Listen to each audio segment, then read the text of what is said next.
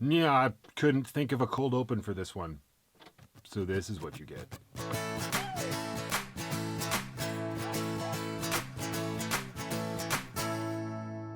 The Marksman is the newest Liam Neeson action movie, and it does its best to try to set itself just a little bit above everything else that he has been doing lately. In just over a decade, we have gotten some pretty decent Liam Neeson action movies. And yes, I do still think the first Taken is a decent action movie. And some not so great Liam Neeson action movies. I say not so great because, in my opinion, even a not so great Liam Neeson action movie is still enjoyable. I've enjoyed every single one of those movies that I just listed. I don't know what it is. There's just something about it. When a trailer drops for a new Liam Neeson action movie, I get a little excited. Now, yes, he has done some other movies among all of these action ones, stuff like Silence, but I am only talking about movies that fit into the aforementioned Liam Neeson action movie category, or LNAM for short. The Marksman falls right into that, and honestly, it's a pretty decent mix between the decent ones and the not so great ones. Does that mean we have a new category? Nah.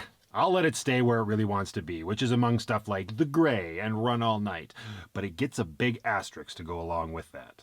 Liam Neeson plays Jim, a rancher in Arizona who, after a violent and unfortunate turn of events, ends up indebted to the mother of a Mexican boy who he must then escort to Chicago and away from the cartel. But of course, Jim isn't just a simple rancher. He's an ex-Marine. Because of course he is. You never see John What's-His-Name, who actually is just a rancher, stumble into these situations, do you? That's probably because the bad guys would just kill him real easy right off the hop, and that would be a real short and boring movie.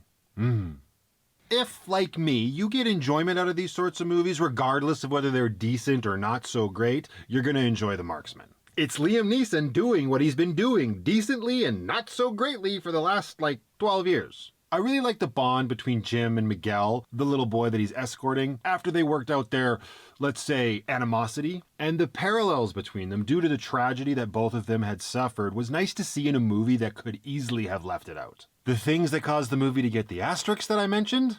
I guess we can call them nitpicky things. For example, when the bad guys finally show up at Jim's ranch, there's no explanation for how they knew where Jim lived. The one and only time they ran into Jim before showing up at his house was at the fence on the border of Arizona and Mexico when Jim saved Miguel from them.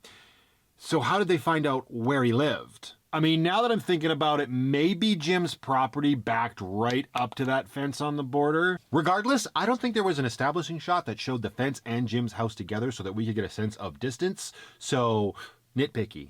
And for a movie called The Marksman, there really wasn't a lot of precision shooting. Sure, it comes into play eventually, of course, but when you set your character up as an expert shot, that doesn't make for the most dramatic showdown. Literally just bang, you're dead. Bang, you're dead. Bang, you're dead. Well, that was fun. Like I said, The Marksman does do its best to try to elevate itself above the mediocre films that have come before it by giving us relatable characters with backstories and action that isn't completely nonsensical and over the top.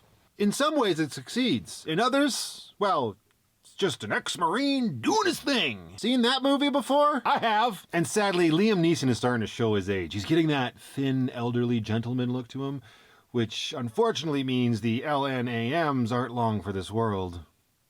That's okay. I hear them doing some pretty crazy things with computers these days. So how about you guys? Have you had a chance to check out The Marksman yet? If you have, let me know what you thought about it in the comments below, and I will see you all in the next one.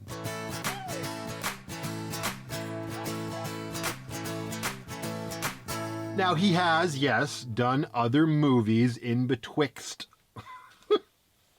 In betwixt.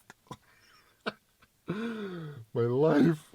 And for a movie called The Marksman, there really wasn't a lot of precision. There really wasn't a lot of precision. There really wasn't a lot of precision. Why can't I hit precision? Precision. And for a movie called The Marksman, there really wasn't a lot of precision.